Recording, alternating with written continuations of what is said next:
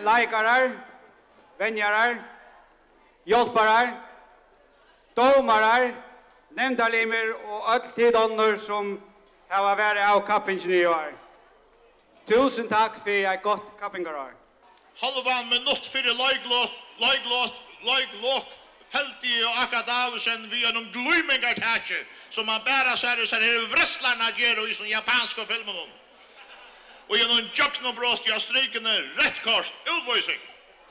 Og han brente brottskastet. Og sia skal at vi tatt og hønsens herrasta venjara. Vi Iron Man, SMS-stjåran Hans Mortensen.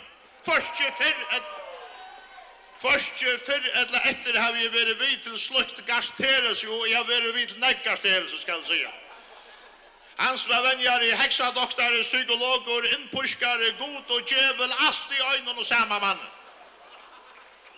Han støttene jokken som var vidt å li av grønlandskene slet i hunden, tivande og slevande etter fantje og endaleis og isakronen. Men det er ikke jeg. Ta!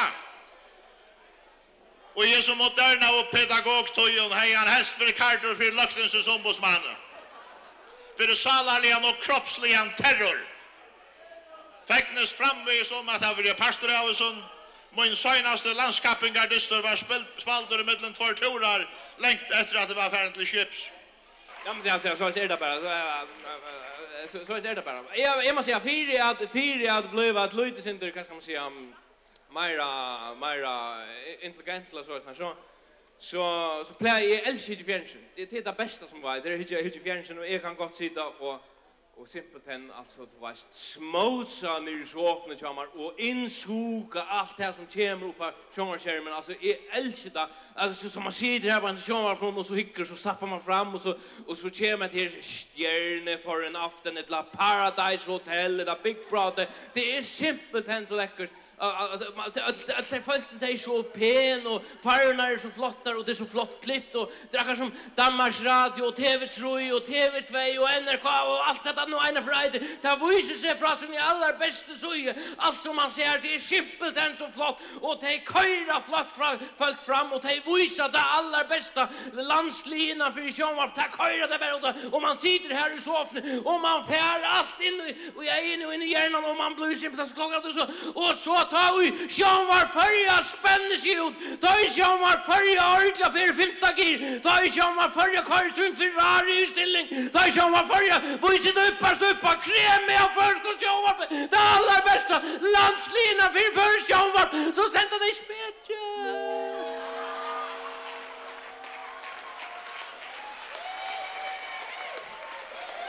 Årsens toppscorare kvinnor i handboll 2008 är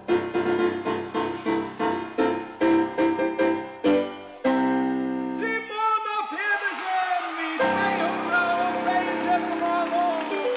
Damir Aron! Magnus Andersson! Janus Sørensen! Henrik Gersker!